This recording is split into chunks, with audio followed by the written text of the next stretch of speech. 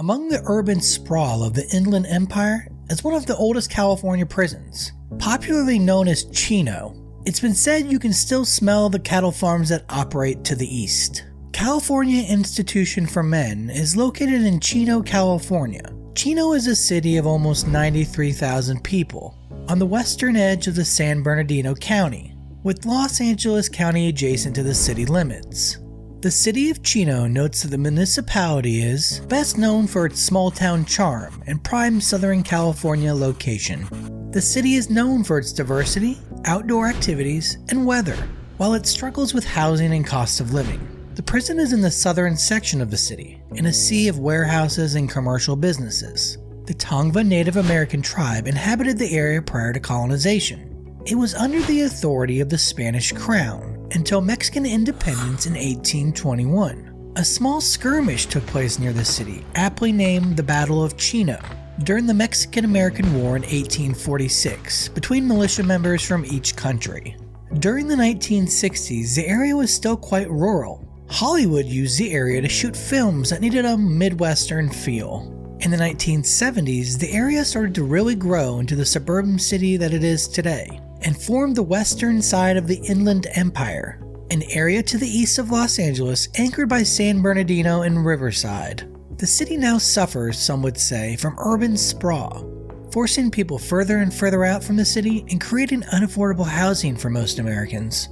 From the prison, you can see Chino Hills in the distance, part of the foothills of the Santa Ana Mountains. Chino Hills State Park, a 14,102-acre habitat reserve used for hiking and other recreational activities, is located here. The California Institution for Men opened in the Chino community on June 21, 1941, 6 months before the United States would be pulled into World War II.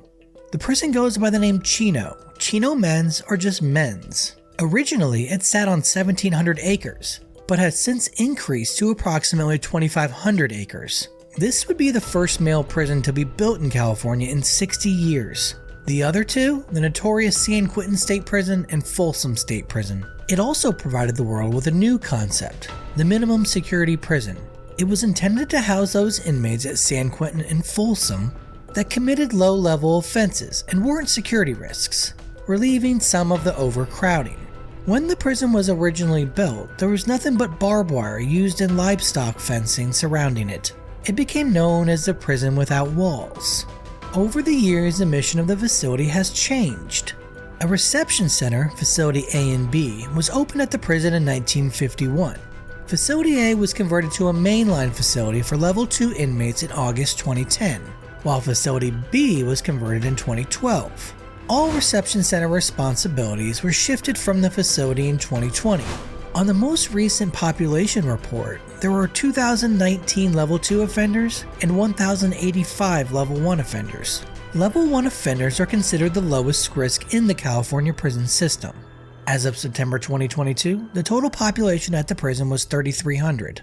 While this is a low-level facility, contraband is as much a problem here as it is at other high-level facilities, with tobacco, cell phones, and methamphetamine regularly being seized.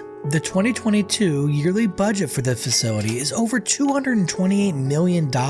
With over 1,300 staff positions, it provides stable employment for the Chino area. The prison offers one of the most unique training programs I have ever come across, called Marine Technology Training Center, the Deep Sea Diver Training Program. The program has been noted to have a profound impact, with successful job placement following incarceration and low recidivism rates for graduates. Kevin Cooper would escape from the facility on June 2, 1983. The case would gain national attention after he would murder 4 people in Chino Hills after escaping from the prison. Cooper was serving a 4-year sentence at the prison after being convicted of 2 burglaries. When he was arrested, he provided the name David Troutman. Police nor the courts found out his actual identity until after the crime. Cooper had an extensive criminal history in Pennsylvania, including escapes from other facilities. He is currently sitting on death row at San Quentin State Prison. He continues to claim his innocence, and many people have fought for him, but his appeals to this point have been denied.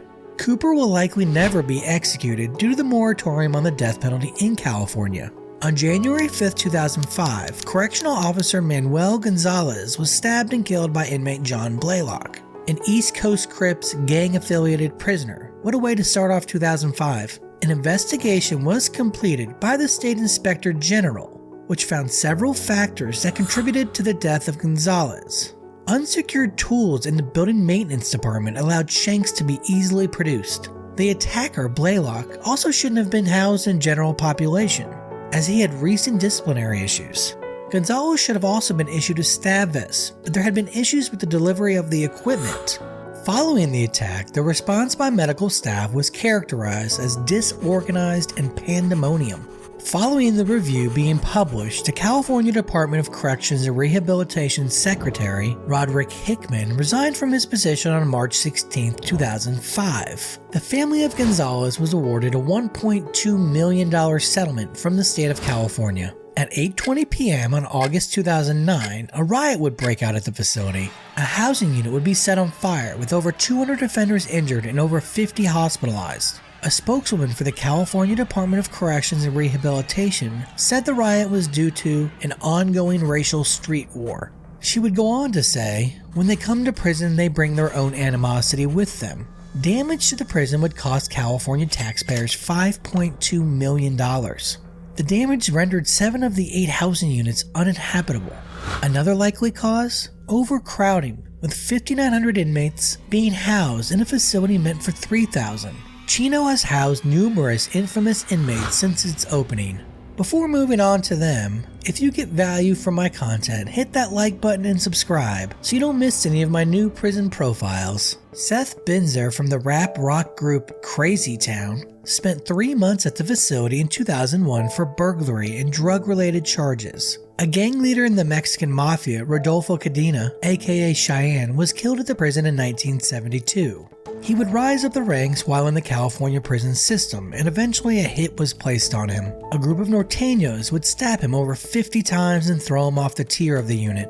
This would set off a series of retaliations across the state. His story was the basis for the movie American Me, which was wrought with controversy. Italian crime family mobster Michael Rizzatello was imprisoned in Chino in the early 1970s. At Chino, he would gain connections that would lead to his rise in the Los Angeles crime family. He would go on to terrorize the Los Angeles area through extortion and other strong-arm tactics. Rizzatello would be sentenced in 1990 to 33 years in prison and would die in custody in 2005. Famed director Roman Polanski completed a 90-day psychiatric evaluation at the facility in 1977, following his conviction on crimes against minors. Following his release, the judge determined a lengthy sentence would be imposed, and Polanski fled. There's been an active warrant for him since that time. In popular culture, the prison is named in the TV series Sons of Anarchy, as the facility where several of the members of Sam Crow were once incarcerated. Snoop Dogg even drops Chino in the song Murder Was the Case.